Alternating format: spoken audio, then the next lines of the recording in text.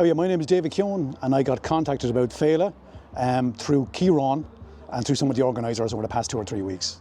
It's a huge honour to be here. I just think it's fantastic to see the culture coming back in so many different forms lately, through language, through culture, through mythology and through these feats of strength. I've been travelling the country over the past couple of years looking for the ancient testing stones of Ireland, the Cloch Nirt. I think just the fact that this stone is here, lads, and the fact that you're doing this is just absolutely fantastic.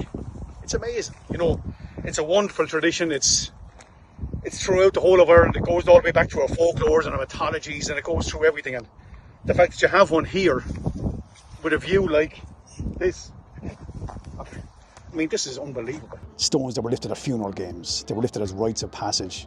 They were very important and integral parts of the villages, you know, all over the country. And it's just been amazing following old stories from Dukas, following old local knowledge, folklore, and finding these incredible stones and lifting them and bringing a bit of culture of strength back to the Irish people. It's been a huge honour.